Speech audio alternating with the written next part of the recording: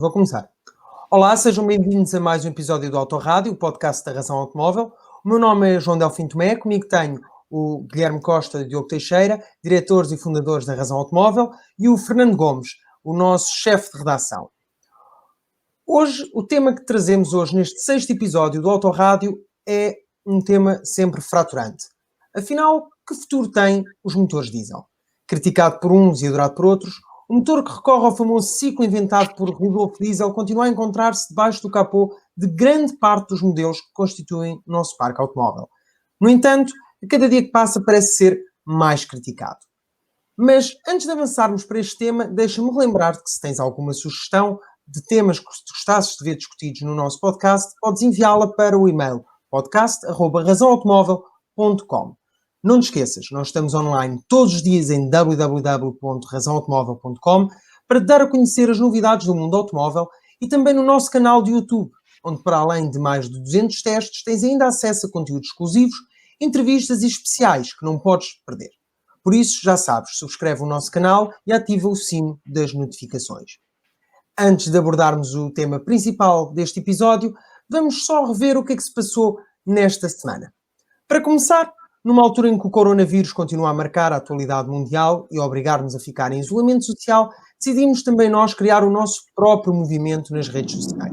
Com o hashtag Fica na Garagem, convidamos-te a partilhar com a nossa comunidade o teu carro e, acima de tudo, o teu exemplo. Não é, Diogo? Olá, está tudo bem? Olá. É um prazer voltar a estar aqui com vocês. Espero que estejam a divertir-se na vossa quarentena. E falando do Fica na Garagem, porque também está muito relacionado com este período que nós estamos a viver. O Fica na Garagem é uma iniciativa que a Razão Automóvel lançou há poucos dias, há cerca de 5 dias, no Instagram.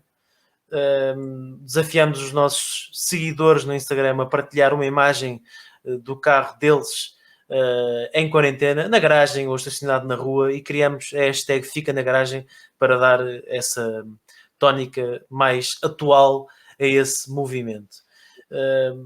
Se tu quiseres participar, o que tens a fazer é partilhar uma imagem no Instagram, no teu feed, no Instagram Stories, marcar a página da Razão Automóvel e utilizar a hashtag Fica na Garagem, e assim nós podemos partilhar a imagem que tu publicaste com a nossa comunidade. É uma forma de nós darmos o exemplo, darmos como exemplo aquilo que os nossos seguidores estão a fazer numa altura em que se pede às pessoas que fiquem em casa. Há muitas pessoas que neste momento estão em casa, têm os carros na garagem, e enfim, nós somos uma publicação automóvel, portanto, o que é que seria melhor do que estar a mostrar as garagens dos nossos leitores? E temos que agradecer, já são mais de 400 aqueles que participaram neste desafio, e temos visto garagens muito interessantes e algumas imagens bem divertidas e originais. Por isso, continuem e têm mais informação sobre isto no nosso website. Bem, já sabes, não podes mesmo perder a oportunidade de mostrar o teu exemplo. Ainda nas notícias que marcaram a última semana, é impossível não mencionar o desaparecimento de Sir Stirling Moss, um dos maiores nomes da Fórmula 1, e acerca do qual o Guilherme fez um artigo bastante interessante neste fim de semana. Guilherme, o que é que nos podes contar sobre esta lenda do automobilismo? Em primeiro lugar, olá a todos. Eu estou com algumas dificuldades porque está a chover imenso aqui em Lisboa. Não sei se me conseguem ouvir normalmente, mas de qualquer maneira, João, respondendo àquilo que dizias, de facto houve uma grande perda este fim de semana. Morreu Stirling Moss, o campeão sem títulos, um homem que nos mostrou ao longo da sua carreira que os campeões não se fazem apenas de títulos, não se fazem apenas de vitórias, e foi um campeão não só nas pistas, mas também fora delas. Muitas vezes ao longo da sua carreira decidiu não correr por outras marcas que lhe garantiriam esses tais títulos, preferiu manter-se fiel àqueles que eram os seus princípios, aos seus valores e às marcas inglesas. Uma posição de terrestre pode não lhe ter valido títulos ao longo da vida, pelo menos no que diz respeito a títulos desportivos, mas com isso ganha também um lugar no coração de todos nós. E se vocês querem saber mais sobre ele, nada como visitarem este artigo no site da Razão Automóvel, onde fazemos uma breve resenha sobre a sua carreira. Bem, uma má notícia numa altura em que, infelizmente, não temos tido muitas razões para festejar, mas nem tudo é negativo. E nos últimos tempos tivemos acesso às primeiras imagens fora de estúdio, fora de uma box, daquele que vai ser o futuro Peugeot 508 PSE. A versão mais radical da berlina francesa já apareceu em imagens não só em pista como em estrada de montanha, no fundo, no seu habitat natural, e a expectativa à volta deste modelo é cada vez maior. Relembro que nós já tivemos um contacto com o protótipo há cerca de um ano. O Francisco Mota escreveu um artigo que tu podes ler no nosso website acerca deste modelo e das versões híbridas plug-in do Peugeot 508. E há ainda outra notícia que faz qualquer fã dos automóveis sorrir e consiste numa autêntica garagem de sonho com mais de 300 automóveis. Não é assim, Fernando? É isso mesmo, João. Isto é realmente, os americanos têm aquele termo barn find, mas isto são 3 barn finds, todos eles cheios até ao teto com automóveis. Contam-se mais de 300 automóveis e há tudo um pouco. Desde carros perfeitamente normais, como o Ford Pinto, que era uma espécie de utilitário da Ford nos Estados Unidos e que tem uma fama muito, muito má, a carros completamente exóticos e raríssimos, como o Bizzarrini, que dou algum destaque no artigo, onde o canal de YouTube que nos deu a conhecer esta coleção é um canal dedicado a detalhe automóvel, e foi convidado pelo proprietário desta enorme coleção a limpar décadas e décadas de sujidade.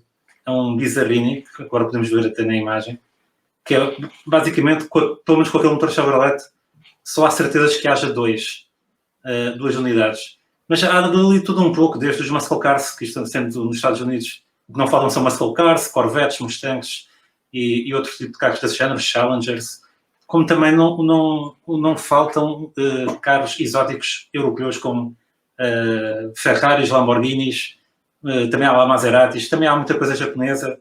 Vimos numa das imagens um Honda NSX, primeira geração, e o que nos entristece, por um lado, é ver que aqueles carros só têm a camada por cima de camada de pó, não são muito usados. Há lá carros que estão parados há mais de 20 anos, mas por outro lado temos uma coleção brutal de automóveis que agora vão estar disponíveis para quem quiser comprar, porque acho que o objetivo do dono, que ninguém sabe quem é mesmo os colocar à venda ou em leilão, ou se calhar até venda direta, caso haja interessados por alguns dos carros que lá estão. Por isso, um achado brutal, e leva-nos a fazer a pergunta: quantas mais garagens ou armazéns já assim com tesouros deste género? Olha, aqui em baixo, felizmente já deixou de descrever, aqui debaixo da redação da Razão Automóvel há uma dessas garagens. É verdade, sem dúvida nenhuma. Apesar de ser um bocadinho focada.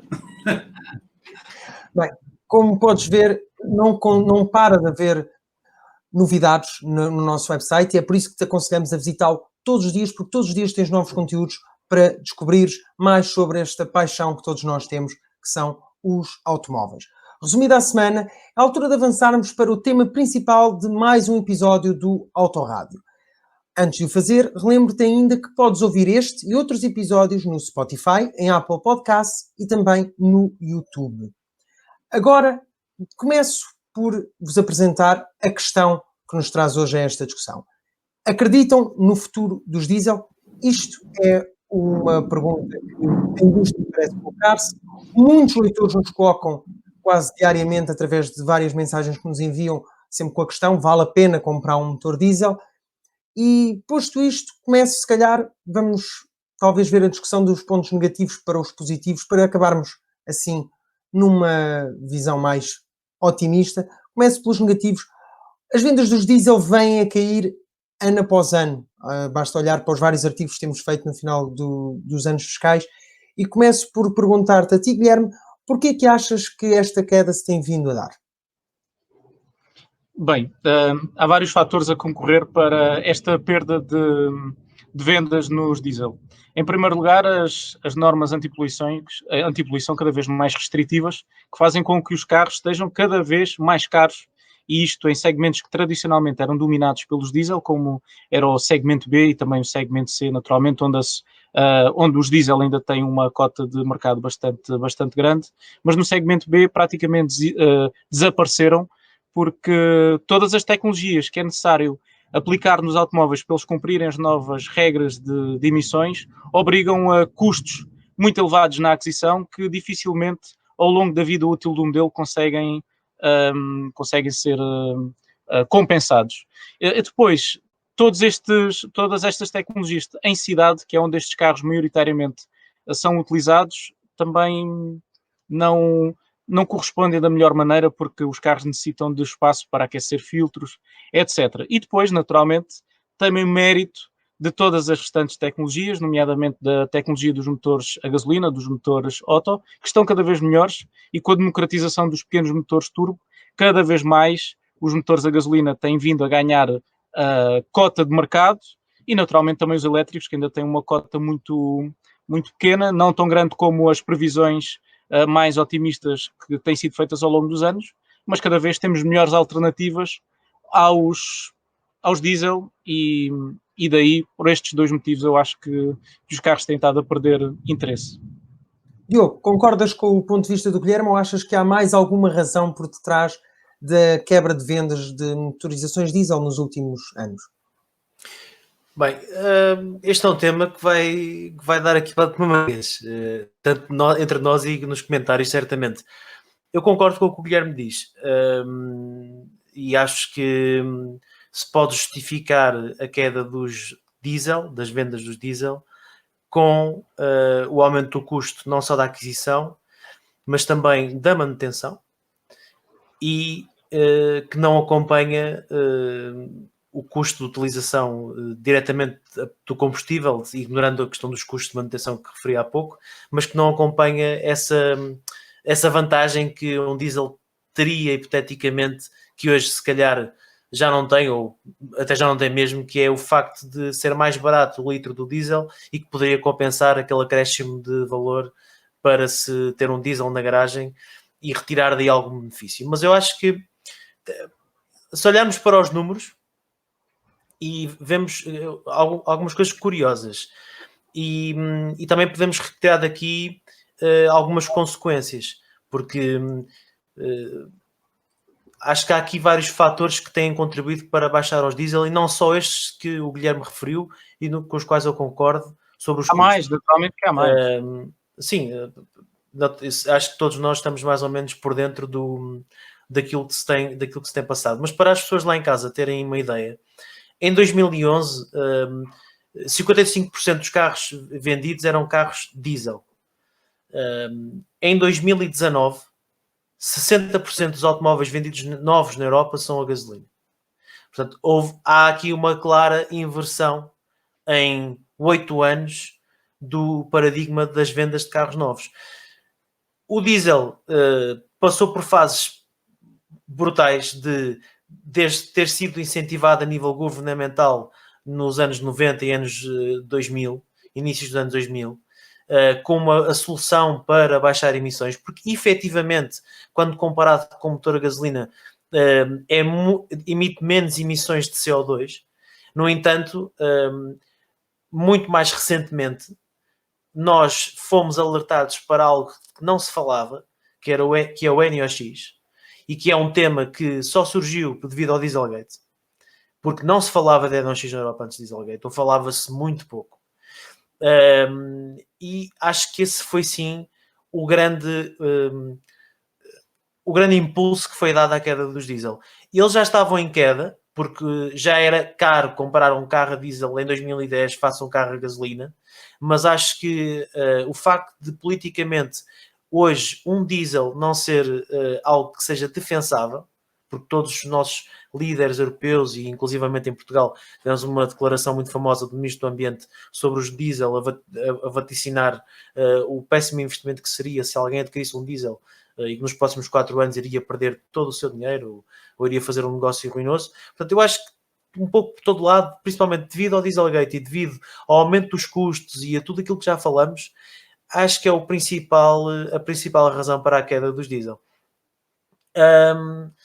E, no entanto, eu também acho que, olhando um bocadinho também mais para os números, o Guilherme abriu aí uma questão importante, o facto dos elétricos neste momento não terem um volume de vendas expressiva, ainda que tenham vindo a aumentar 70% ou 70 e tal por cento nos híbridos plug-in e 80 e tal por cento, perdão, 70 e tal por cento nos 100% elétricos e 80 e tal por cento dos híbridos plug-in, as vendas na Europa. Ainda assim, em Portugal, o diesel liderou as vendas em 2019. Portanto, e os motores a gasolina só subiram 2%. Portugal não está 100% alinhado com muitos países europeus, nunca esteve, na verdade, relativamente ao diesel. O diesel sempre teve muita força em Portugal e continua a ter.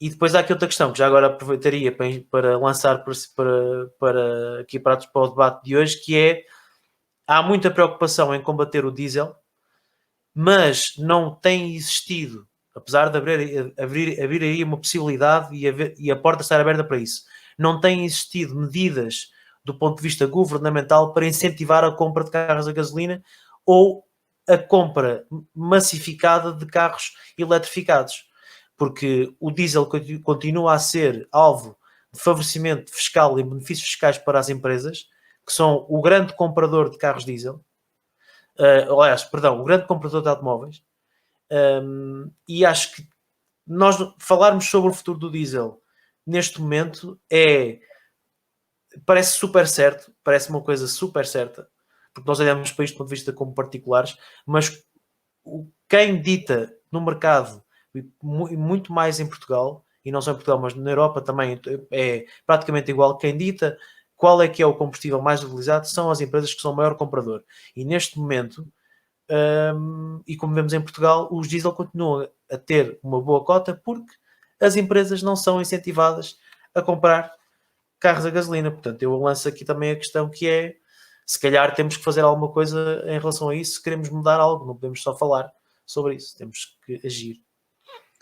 Fernando, diesel vende menos porque houve uma má publicidade, entre aspas, devido ao escândalo do Dieselgate, porque os motores a gasolina chegaram a um ponto de evolução que permitem tornar-se realmente concorrenciais perante o diesel, ou simplesmente porque os custos de aquisição e manutenção chegaram a pontos já quase incomportáveis para o proprietário privado? Qual é a tua opinião, os teus quintos, como costumas dizer, acerca desta questão? Assim, já foi praticamente tudo dito, é um pouco de tudo. O diesel elétrico realmente contribuiu para a má fama dos diesel. Houve um crescimento ao nível de custos desta motorização e das versões, vamos comparando com as versões equivalentes à gasolina, o que também afastou clientes. E também houve uma redução de oferta por parte dos construtores, porque não começa a deixar de fazer sentido colocar estes motores que sempre foram muito caros, bem mais caros que os de gasolina, em carros pequenos e acessíveis. No entanto, para complementar ali o que o Diogo disse relativamente à cota de vendas de diesel, realmente em 2019 nós estivemos completamente desalinhados com o resto da Europa. Portugal, acho que as vendas dos diesel chegaram a 50 e tal, 60 e tal por cento ainda, comparando com a Europa que estava tudo a descer para os 40% ou 30% de cota. No entanto, em 2019, pelo menos antes de agora entrar o coronavírus, e nós publicámos um artigo há pouco tempo com o resultado das vendas dos primeiros 3 meses em Portugal, as vendas de gasolina e diesel estão equiparadas no momento, cada um com 40 e tal por cento de cota de mercado. Temos a assistir a um grande crescimento realmente das vendas dos veículos eletrificados, sejam híbridos, plug-ins, elétricos, até são os elétricos que estão a crescer mais, só que temos que ter em atenção um por um. Estamos a falar a partir de uma base muito pequena, ou seja, o crescimento é muito expressivo, sem dúvida, só que é a partir de uma base muito pequena, por isso vale o que vale. Sim. Bem, no fundo, então, do teu ponto de vista, é preciso ter vai ser preciso mais tempo para conseguirmos chegar a uma conclusão acertada acerca da quebra da... Não, mas há efetivamente uma quebra, isso é verificável. Há uma tendência que já é inquestionável. Eu acho que... Sim, falo, desculpa, Guilherme. Eu acho que os diesel vão continuar em queda. Por mérito de outros tipos de motorizações que começam a ser uma verdadeira alternativa. por muito trabalho também tem sido feito político de demonização dos diesel, quando muitas vezes é injustificado. E nós sentimos no nosso bolso e na nossa carteira, durante vários anos, quando não era assim, que os diesel são uma excelente alternativa e em muitos casos continuam a ser a melhor alternativa para as nossas deslocações diárias. Temos a felicidade de agora viver tempos em que cada vez temos mais alternativas mediante aquelas que são as nossas necessidades de mobilidade. Sem dúvida. Só para concluir, realmente essa previsão de queda é para continuar, mas pelo menos os analistas dizem que a cota de carros diesel na Europa, pelo menos no geral, deverá estabilizar ali à volta dos 30%. É algo que estamos a assistir já de momento na Alemanha, que é o maior mercado europeu, em que as vendas até dos diesel, depois de uma queda vertiginosa nos últimos anos, voltaram a subir em 2019 e estão para aí à volta dos 30%, à volta disso. E é algo que também deverá acontecer um pouco por toda a Europa. Mas pronto,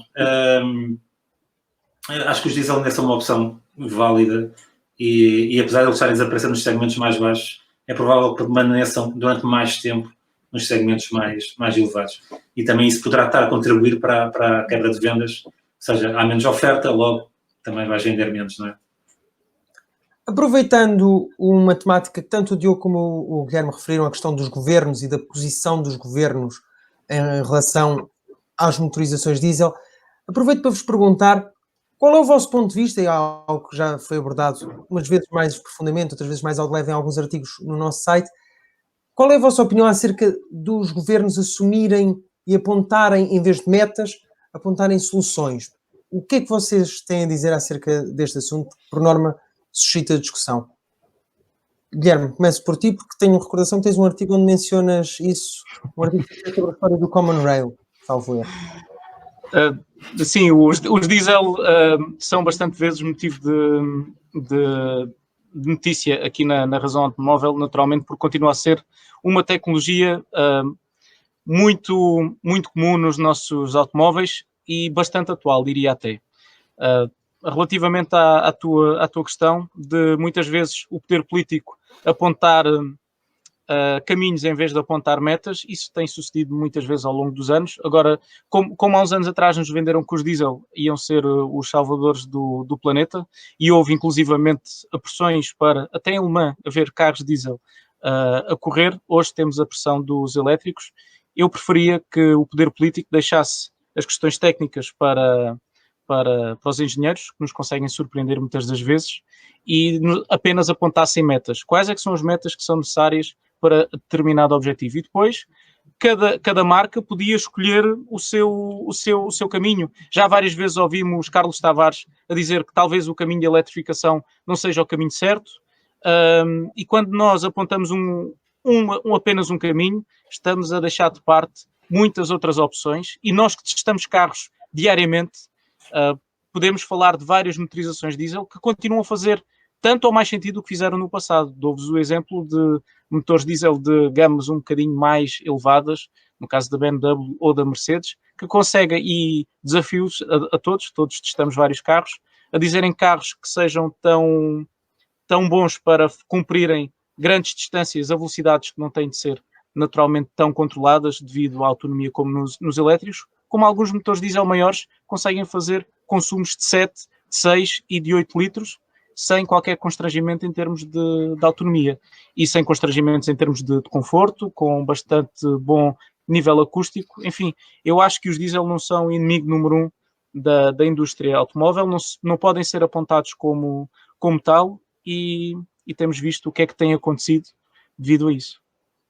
Diogo, estarão os governos a assumir uma postura excessivamente radical em relação ao diesel, ou estão apenas a tentar levar a indústria a tomar decisões que levaria mais tempo a tomar? Vamos lá ver. Eu acho que um responsável político faz sempre aquilo que... Eu acredito que faça sempre aquilo que acha que é o melhor, de acordo com a informação de que dispõe. E aquilo que aconteceu no pós-Dieselgate, que foi um movimento contra os diesel,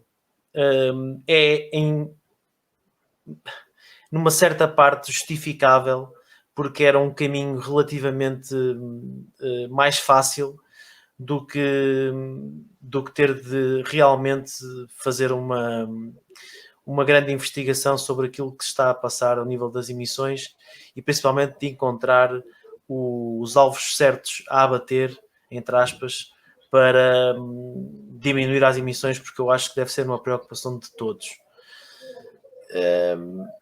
Eu acho que apontarem soluções não é algo que deva pertencer ao domínio político. Acho que deve pertencer, como o Guilherme diz, aos engenheiros, a quem faz a pesquisa e o desenvolvimento, às marcas de automóveis, falando aqui, estamos a falar do setor automóvel, não é o único que emite gases de estufa, como nós sabemos, mas cabe ao setor automóvel, que é o visado, e que investe milhares de milhões todos os anos para optimizar os seus motores, é esse setor é que cabe dar a resposta. Ora, estabelecer as metas, se foi importante, perguntas tu, para acelerar algo que era inevitável. Eu acho que se há uma quebra nas vendas dos carros diesel, que foi aquilo que aconteceu, e não foi só a partir de 2011 por questões relacionadas com o Dieselgate, foi também por questões que já foram referidas aqui, do custo do produto, das pessoas também serem capazes de fazer contas e perceberem que provavelmente um carro a gasolina até serve as suas necessidades diárias e que não vale a pena pagar aquilo que é exigido a mais pelo diesel. Eu acho que qualquer indústria que vê que o mercado está a dar um sinal diferente aponta para um caminho diferente, porque essa é a função de quem está à frente destas empresas, é perceber qual é que é o caminho, e o caminho normalmente vai para o lado onde as pessoas têm interesse. Em contraciclo a isto, o que está a acontecer é que os elétricos não têm volumes de vendas consideráveis e foram colocados gestores a tomar decisões de investimento brutais num mercado que não existia, para criar algo novo, o que vai contra muitas, provavelmente muitas daquelas que deviam ser as regras de alguém que faz investimentos a pensar na sustentabilidade das suas empresas. Porque eu recordo-vos que o grupo Volkswagen e a Mercedes também, o grupo Daimler, também a Renault-Nissan, têm investido fortunas quase incalculáveis na eletrificação dos seus automóveis e que basicamente se estão a endividar para o futuro. Portanto, estas empresas têm que, de alguma maneira, vender estes carros, porque têm acionistas, têm estruturas, empregam 10 milhões de pessoas. Portanto,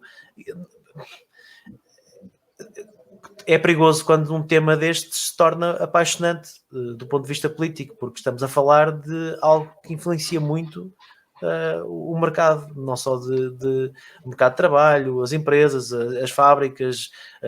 Isto vai muito mais para além da questão das emissões, e até porque nós já falamos aqui hoje também que as emissões de CO2 na Europa estão a aumentar, como vocês todos sabem, porque já falamos da queda dos diesel. Portanto, estamos aqui num impasse, estamos num impasse de perceber, ninguém fala muito das consequências disto, não se fala muito sobre isto também, mas as emissões de CO2 estão a aumentar paulatinamente, ao invés de estarem a diminuir, e estão em números onde já não deveriam estar. Já tínhamos passado essa fase. E há um motivo para isso. Porque há mais carros a gasolina à venda. E menos diesel. Porque há mais carros a gasolina a serem comprados do que carros diesel.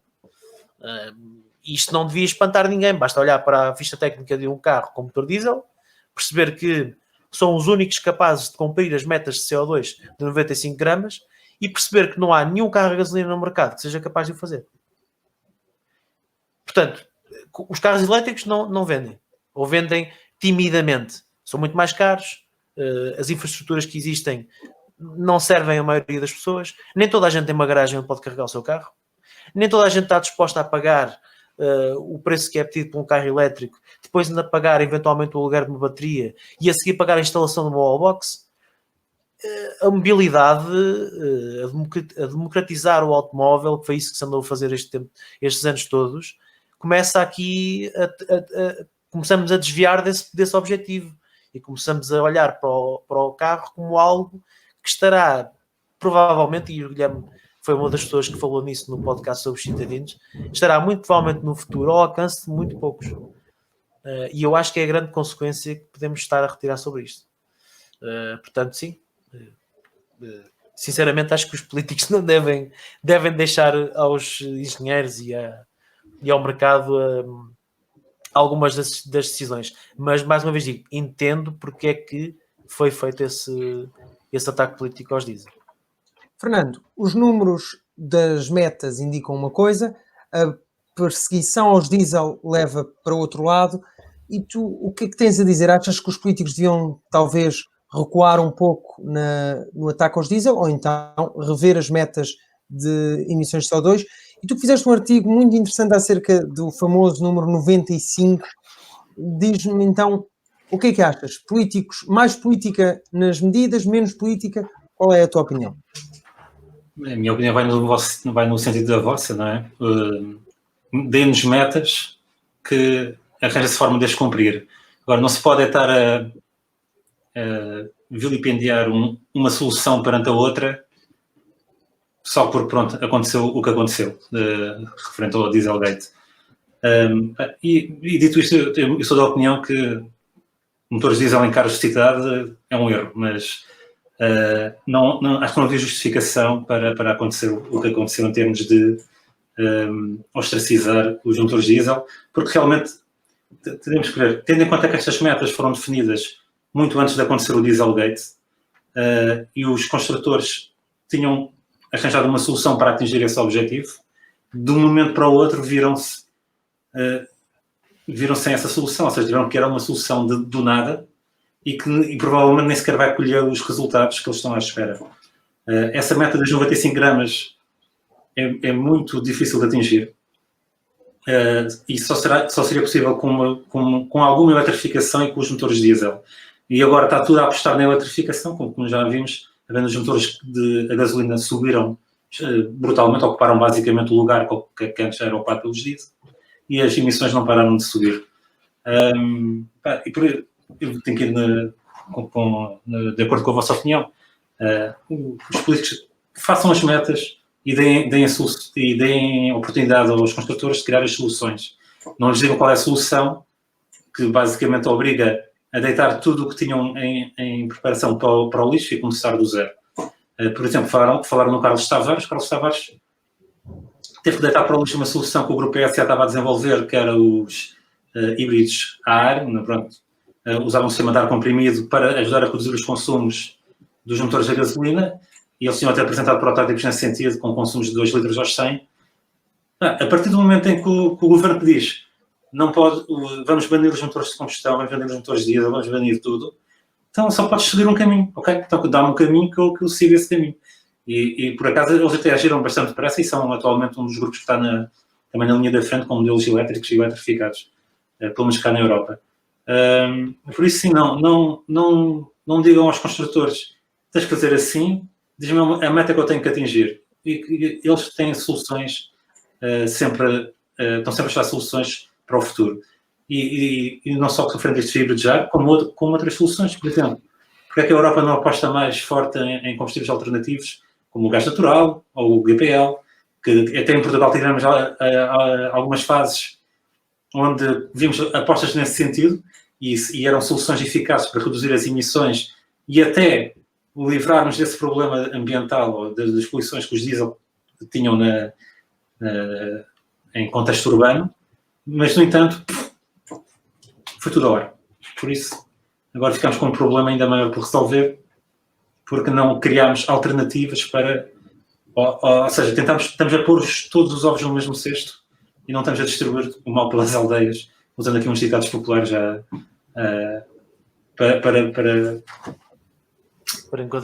Para enquadrar a coisa, né?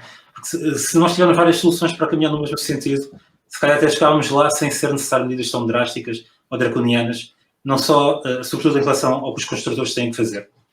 Mas, e também, não sei, só queria também acrescentar aqui uma coisa, que é o facto de, não sei se já foi falado, não me recordo, temos falado aqui desses motores, mas há depois algumas exceções, que é o caso da Mercedes, que tem motores diesel híbridos plug-in.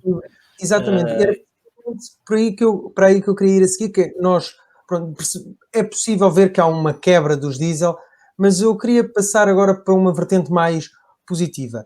O Green NCAP já chegou a nomear um automóvel diesel, um Mercedes, como um dos veículos mais ecológicos. Nós temos um artigo que menciona isso, em que numa avaliação geral da pegada ecológica de vários modelos, inclusive em comparação com modelos elétricos, o diesel acabou por se revelar uma boa opção. Será que, adotando novas soluções como a hibridização ou os combustíveis renováveis até, poderemos ter futuro nos diesel? Acham que é algo que pode vir a resultar? Diogo, como estavas a levantar a questão, começo por ti. O que é que achas desta possibilidade? Eu, em primeiro lugar, acho que tudo o que seja aproveitar os recursos que existem, nomeadamente os motores diesel, mais modernos, que demoraram anos e anos a ser desenvolvidos, que já provaram que os motores novos, que são bastante competentes ao nível das emissões de CO2 e ao nível das emissões de NOx, mesmo quando comparado com motores diesel de potência equivalente. Estou a falar de motores novos. Acho que tudo o que seja para aproveitar isso, ou seja, eletrificá-los, é interessante. E a prova disso é que os híbridos plug-in da Mercedes têm tido bastante sucesso, nomeadamente nas propostas de segmentos onde o diesel já de si era um sucesso, ou seja, segmento D, segmento E, e, enfim, onde é possível existir orçamento para pagar esses produtos. Naturalmente são sempre mais caros, como todos os híbridos plug-in. E como todos os diesel também, portanto acaba por apontar aí. Relativamente às restantes tecnologias que falas e energias alternativas, e pegando também aqui um bocadinho na intervenção do Fernando, eu acho que o facto de estarmos a colocar os ovos todos no mesmo cesto, acho que se perdeu o foco em algumas oportunidades que foram criadas nos últimos anos e que neste momento estão na prateleira, como é o caso dos combustíveis sintéticos, e que, caso pudessem ser produzidos numa quantidade interessante, poderiam alimentar qualquer automóvel, em princípio, em tese, poderiam alimentar qualquer automóvel que já estivesse a circular, seja qual for o motor, diesel, gasolina, enfim, ele poderia alimentar qualquer um deles, que pode ser produzido combustível sintético diesel e também a gasolina, e que são neutros ao nível das emissões de CO2. Portanto, eu acho que neste momento posso dizer que eu acho que vai ser muito difícil de ver isso acontecer, porque neste momento o investimento na eletrificação é tão grande, mas tão grande, dificilmente vamos ver isto voltar atrás ou a diversificar de forma mais intensiva para outras realidades. E o GNC, o GNV e o GPL são interessantes também. Eu acho que o GPL em Portugal foi um bocadinho alvo de preconceito no início da sua comercialização. Eu já tenho falado sobre isto várias vezes com o Guilherme também, em algumas conversas que temos tido, e afastou um pouco quem poderia potencialmente ter um carro movido a gás natural. Depois também tinha ali alguns procedimentos por causa dos estacionamentos, depois entretanto percebeu-se que não fazia sentido, mudou-se a lei, porque os sistemas mais recentes são mais seguros, etc, já não ocupam tanto espaço, já falamos sobre isso também por causa dos citadinos. Mas acho que perdeu um bocado por causa do preconceito no início, principalmente em Portugal. E o gás natural comprimido carece de algo que é fundamental, que é a infraestrutura, que neste momento é praticamente inexistente, principalmente em Portugal, onde há um posto, salvo erro, de abastecimento. Portanto, quer dizer, Estamos Há no um no impasse. norte e outro cá em baixo. Exato.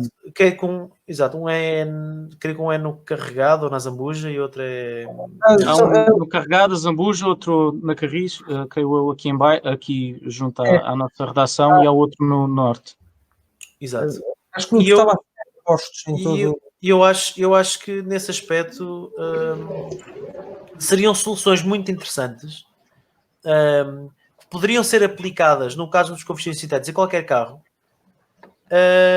mas pronto, a eletrificação dominou completamente todos os temas e todos os investimentos e tudo aquilo que era aceitável de fazer numa resposta contra a favor da necessidade de se acabar com o diesel, que acho que neste momento ninguém tem mãos a medir com isso, e vai ocupar a agenda dos construtores nos próximos anos.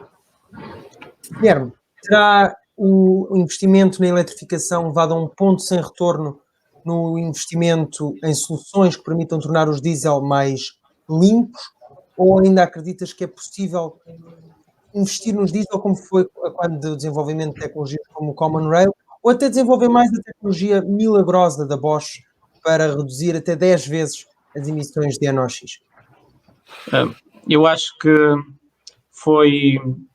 foi colocado uma nuvem negra por cima dos diesel tão grande que é difícil novamente voltar a convencer os consumidores a confiarem o seu dinheiro, o seu valor num carro a diesel.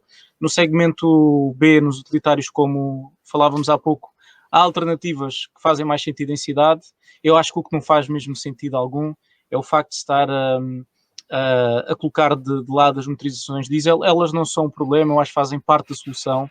O poder político estabelece as metas, mas ao mesmo tempo não é sério, porque a forma como são calculadas essas emissões para as metas alteraram as regras de jogo do ciclo na EDC para o WLTP, e agora torna-se também muito mais difícil, de um momento para o outro. O CO2 dos carros aumentou 27% a 30% e tem de obedecer às mesmas metas. Ou seja, nada disto ajuda a um setor que vale mais de 10 milhões de postos de trabalho na Europa, e vejo tudo muito difícil para o diesel, sem necessidade, quando eu acho que o diesel podia fazer parte do parque automóvel e não faz parte do problema, faz parte da solução. E estamos a levar para caminhos que não são muitas vezes o mais certo. Então, nada contra os elétricos. Eu acho que os elétricos, em algumas tipologias de utilização, fazem sentido, noutras não fazem tanto. Caramba, é assim tão difícil deixarem-nos decidir aquilo que é melhor para nós? Fernando, o Diogo e o Guilherme parecem pessimistas acerca da possibilidade de novas tecnologias virem a salvar os motores diesel. Eu pergunto, será que estes motores consomem um combustível menos puro? Um combustível que é sempre um resultado da refinação do petróleo. É impossível refinar petróleo para produzir gasolina sem produzir diesel. Pergunto se achas que vamos continuar a ver o famoso gasóleo ser consumido em automóveis, ou ele estará apenas reservado para motores de veículos pesados, onde a eletrificação é sempre mais cara? Bem, eu acho que vai ser realmente bem mais limitado. Mas mesmo só por uma falta de oferta nos segmentos mais baixos. Não é por aqui por algum preconceito contra os motores. Isto faz-me recordar uma coisa. Pré-Dieselgate, ainda ninguém falava no WLTP, apesar de já ter sido discutido. Eu li para aí há 10 anos atrás, 10 anos, se calhar mais, uma entrevista ao diretor técnico da Fiat na altura, onde ele fazia o cenário todo do que é que seria o futuro das motorizações até o final da década. Foi aí que eu tive conhecimento com o termo downsizing, e ele falava pela primeira vez em motores de 2 cilindros a alimentar carros, a servir para carros como o Fiat Punto na altura, e eu pensei que ele estava maluco, mas entretanto ele depois de 2 ou 3 anos, claro que ele sabia que estava a falar, não é?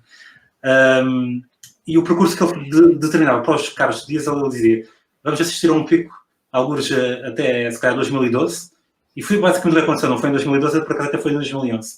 Mas ele disse: vamos assistir a um pico até 2012, de venda de carros diesel, e ele depois já irá decrescer, porque os custos vão se elevar de tal forma para cumprir as normas de emissões que já estavam determinadas também há muito, muito tempo, que ele via um futuro onde os motores diesel estariam reservados apenas a carros de luxo, basicamente, ou seja, os classe S, os classe E, os série 5 carros desse género, porque seriam os únicos carros onde faria sentido gastar dinheiro em colocar um motor diesel. Eu acho que este cenário, apesar de termos tido estas disrupções por causa do Dieselgate, acho que é um cenário bastante realista, ou seja, faz sentido ter esses motores diesel nesse tipo de carros, ou nos SUVs de grande dimensão, continuam a ser o melhor amigo desse tipo de carros. E eu acredito que ainda haverá um futuro, pelo menos durante esta próxima década, para os motores diesel. Agora, se vamos ver os motores diesel eletrificados, eu acho que só a Mercedes é que vai apostar nessa via, porque efetivamente é juntar o caro com o mais caro e tentar fazer que aquilo funcione. E acho que não faz muito sentido para muitos outros carros. Mas a Mercedes está a pôr essa combinação diesel-motor elétrico em carros como o Classe C e o Classe E e mais para cima, e acho que faz algum sentido, até porque são carros com um certo valor que dá para absorver esse custo extra. Mas agora, nos segmentos mais baixos, o problema é que não vamos ter uma solução em tempo útil que tome o lugar dos motores diesel, ou seja, que consiga chegar a esse nível de emissões que o motor diesel conseguia atingir. Porque as versões híbridas plug-in ou elétricas são sempre muito mais caras do que aquilo que nós estamos dispostos a dar por carros nesses segmentos. Pronto, mas isto é... Mas qual era a mesma pergunta, João? Desculpa lá. A pergunta é: a tecnologia poderia vir, de alguma forma, as novas tecnologias, os combustíveis sintéticos, a hibridização, se poderia ou não vir ajudar a salvar o diesel? No fundo, pode em parte. Desculpa. Pode em parte, porque assim, a indústria automóvel não...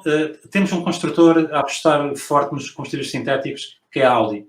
Eles têm realmente um projeto ativo e estão em cima dele ainda com muita força.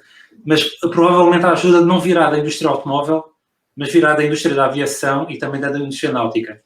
Porque, como acho que até no podcast que fizemos anteriormente, falámos que não há forma de andar a atravessar o Atlântico de avião com baterias, não é? Então, a melhor solução, e também não há um motor Eureka que consiga de um momento para o outro tornar os aviões muito mais económicos ou muito mais limpos. Então a solução é mesmo apostar nos combustíveis.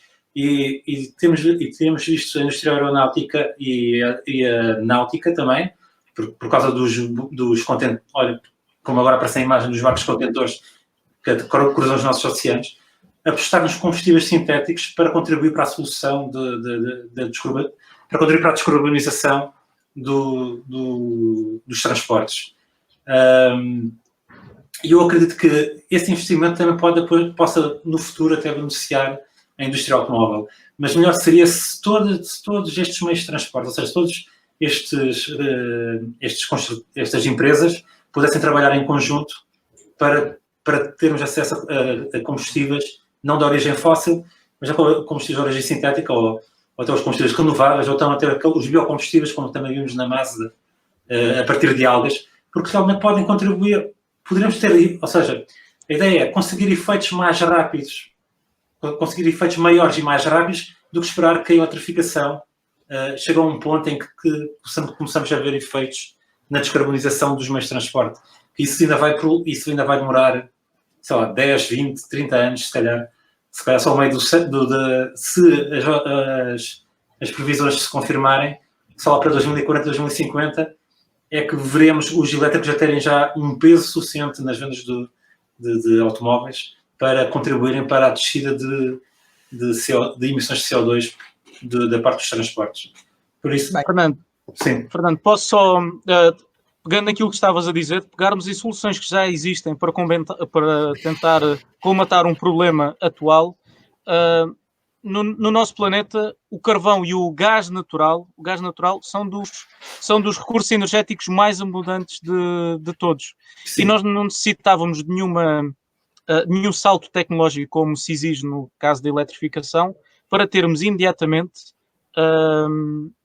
os benefícios de uma alteração desta natureza, por exemplo, termos mais carros a gás natural, porque há em abundância, há reservas que ainda estão constantemente a ser descobertas novas reservas, que dão para séculos e séculos. As reservas prováveis e possíveis no nosso planeta são praticamente infindáveis.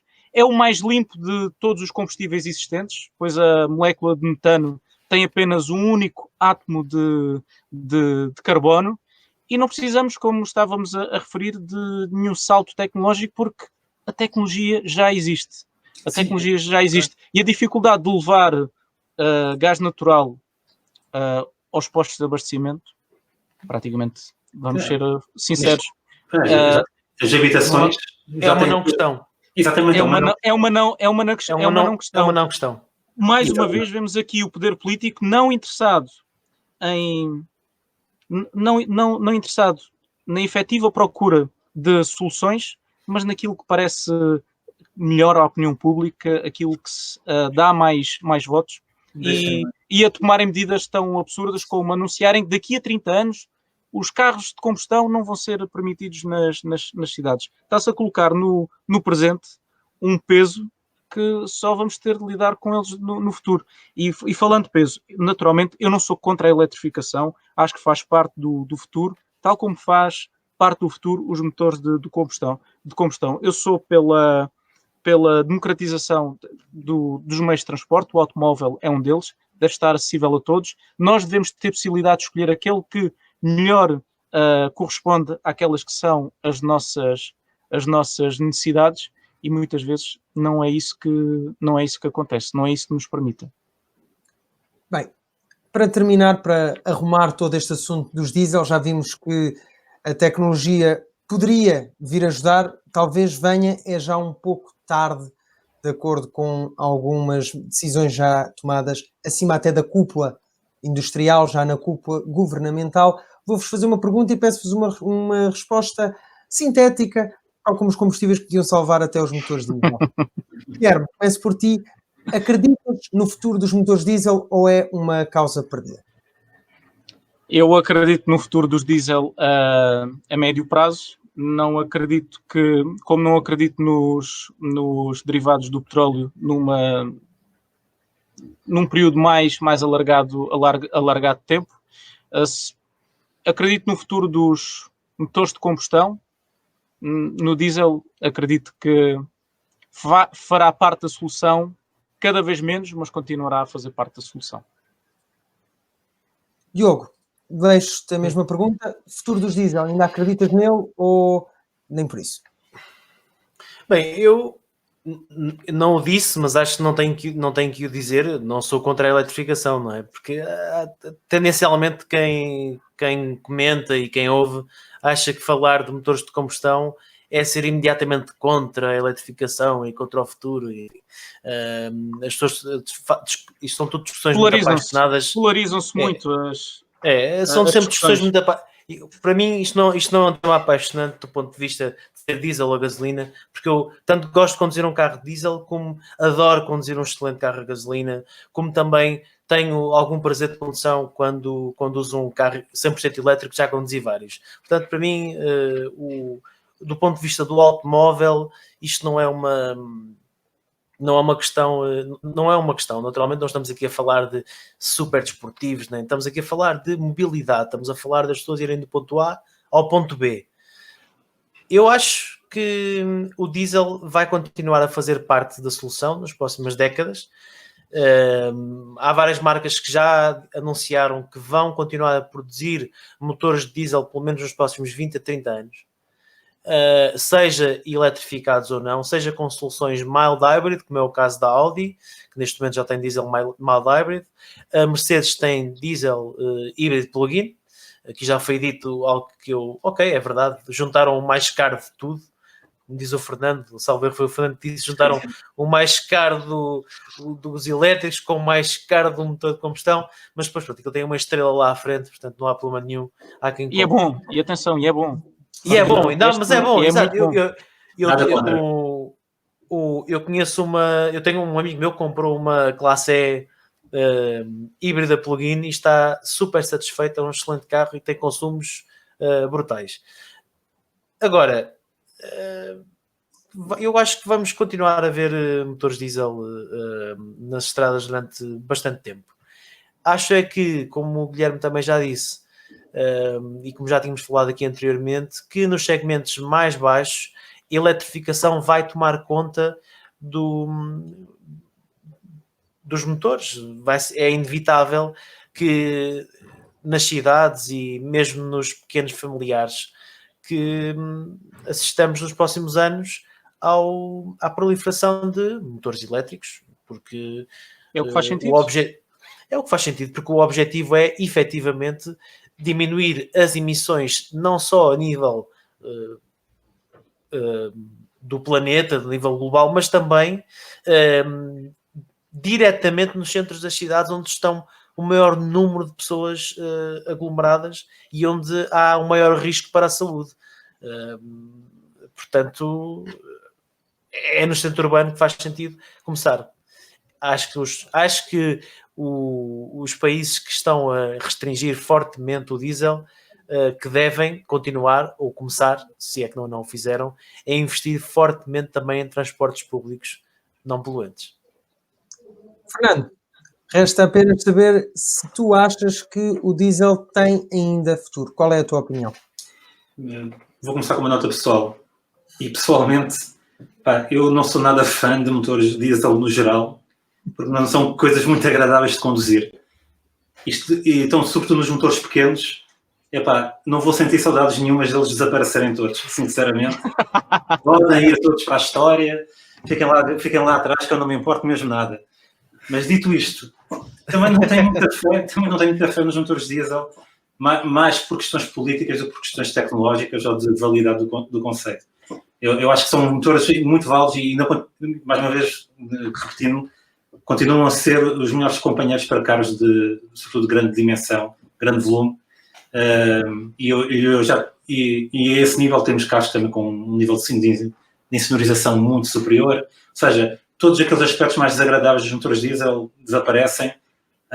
E quando falamos de motores com mais de 4 cilindros, até se tornam bastante interessantes de explorar. Mas os motores pequenos, vamos esquecê-los, pô-los de parte e pronto. Mas é assim, eu acho que vai depender muito, sobretudo, de questões regulamentares e políticas para ter um futuro com motores diesel. Porque, efetivamente, a tecnologia está a ficar muito cara e acho que vão ficar mesmo ali concentrados, pelo menos durante a próxima década, cada vez mais nos segmentos mais elevados. Bem, Fernando, obrigado a ti, ao Diogo e ao Guilherme pelas vossas opiniões. Já agora peço desculpa, deixa-me só, não vamos já embora, porque acho que não falamos de uma coisa que estás a chegar ao fim e que temos que guardar se calhar para o podcast. Não falamos do hidrogênio. Não, o hidrogênio é... não falamos muita coisa neste podcast. Sim, mas não falamos do hidrogênio. Eu sei porque é um tema sensível também, porque há muitas pessoas que nos estão a ouvir, então vocês não falam do hidrogênio e não sei o quê. Pronto. Eu tinha aqui um mapa inclusivamente preparado, depois posso mostrar noutra altura, sobre quando se aposta tudo na eletrificação, das desvantagens desta aposta e das ameaças que estão à nossa espera. Mas o Diogo falou do hidrogênio, só uma nota sobre isso. Se os diesel têm o futuro um bocado tremido, eu acho que o hidrogênio vai ficar assim na penumbra ainda durante muito mais tempo. Mas de acordo com coisas que eu andei a ler recentemente, e quero fazer um artigo até para publicar no site, parece que vem a indústria da caminhonagem toda em peso em auxílio dos fuel cell, porque pode ser o substituto ideal para os transportes de mercadorias de longo curso, para tomar o lugar precisamente dos diesel. Mas pronto, vamos ver. Tens de dizer isso ao Elon Musk. Estou curioso para ver que specs ou que especificações é para sair do seu SMI. Mas temos visto outros projetos em que estão a apostar nos fuel cell para caminhões. E acho que tem mais futuro do que esperar que a tecnologia das baterias evolua ao ponto de tornar um transporte de longo curso elétrico viável. É mais fácil fazê-lo, provavelmente, com os fuel cell. Bem, eu penso que já discutimos o tema dos diesel tempo suficiente, talvez. Ou, aliás, não é suficiente, Nunca é suficiente. Uma conversa longuíssima e dava para estarmos aqui até muito mais tempo. Espero que tu em casa tenhas gostado de ouvir as nossas opiniões acerca de um tema que ainda é tão fraturante na indústria automóvel. Queremos saber qual é a tua opinião. Deixa-nos na nossa caixa de comentários no YouTube. Podes enviá-la por mensagem ou através das nossas promoções no Instagram. De certeza que já te deparaste com algumas das nossas publicações a relembrar-te para assistires ao nosso podcast. Este episódio do Autorádio chega assim ao fim. Agradeço ao Guilherme, ao Diogo e ao Fernando por terem estado presentes mais uma vez e a ti que decidiste acompanhar mais uma vez um episódio do nosso podcast. Não te esqueças, podes enviar-nos para podcast@razãoautomóvel.com as tuas sugestões de temas e quem sabe se não será um dos próximos temas em discussão no Autorádio. A sério, acredita, nós estamos sempre dispostos a receber soluções, propostas, porque há imensos temas para discutir e, como é óbvio, nós nem sempre nos lembramos de todos. Relembro-te ainda para nos seguires no nosso canal do YouTube, no Instagram e no Facebook e já sabes, temos encontro marcado todos os dias em www.razãoautomóvel.com, onde publicamos todas as novidades e conteúdos exclusivos sobre o mundo automóvel e não vais querer perdê-las. Por fim, quero aproveitar para te relembrar que neste período excepcional continuamos a pedir-te que fiques em casa, evita deslocações desnecessárias. Eu sei que a estrada chama, o teu carro parado também, mas em breve teremos oportunidade para percorrer as fantásticas estradas do nosso país. Neste momento não é essa altura, todos temos de lutar em conjunto para que esse dia chegue o mais depressa possível. Agradeço-vos uma vez mais aos três por terem estado presentes e a ti também. Um abraço e até à próxima.